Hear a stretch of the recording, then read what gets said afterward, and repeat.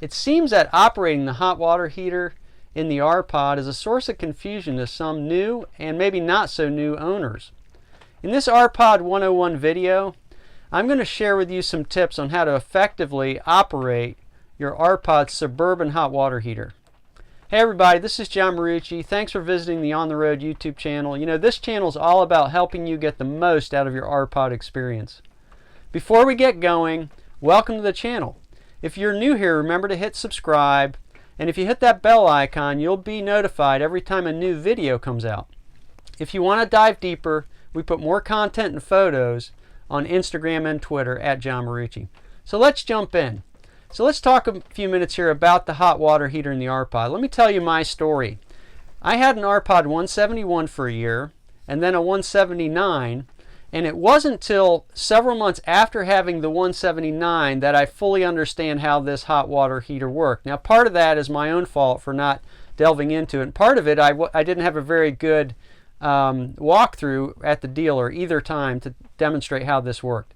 So it's up to us to understand how this works and to get the most out of it. At some point in the middle of my experience with my 179, I figured it out and realized, hey, this works on dual sources. So what does that mean? The Suburban hot water heater in the R-Pods works on both propane and electric. It actually has an electric element in the hot water heater to heat the water through electric. Okay, each source is controlled actually from two different places, two different locations, and that's where some of the confusion comes in. If you were to look at your R-Pod's control panel, where the water pump is and all the lights, the indicator lights are, you'll see a switch that says heater and a little light that says DSI fault. And that little light has everything to do with lighting the propane for the hot water heater. So as long as you have the propane tank open and you click the heater switch on, you should see that DSA light come on, meaning that it's trying to ignite the propane under the hot water tank. So that's the whole propane side, to turn the propane side on. Once the DSI light goes off, you know, and you should be able to hear it as well, by the way. You should hear the hot water tank heating up, and you should have hot water pretty quickly from propane. But there's a whole nother way to heat your water, and that's by not using propane, as long as you're plugged into 30 amp shore power. And that's using the electric element in the heater. So the way to turn that on is actually out at the heater. So you have to go outside the R-Pod to where the electric water heater is and turn on the switch. There's a little switch in the bottom left corner that says on and off. If you turn that on, the electric element will turn on, as long as you're plugged into shore power. And what that'll do is it'll heat the water up through the electric element, not using any of your propane. Now, one of the things to remember about the Suburban hot water heater is it actually can work on both at the same time. But usually when I'm plugged in at a state park, like 30 amp shore power, I'm only going to use the electric element and save my propane. Okay, so very few times now do I actually use propane only. Again, remember that propane, one of the benefits is that it recovers quicker, and electric, one of the benefits is you save your propane. Now, one of the things from a safety sake, just be aware of this because people have done this, is make sure you don't run your hot water heater, whether it be propane or electric, without water in the hot water tank. Now, whenever you put water in the freshwater tank or are connected to city water, the first thing that when you pressurize the system that'll happen is it'll fill up the hot water tank.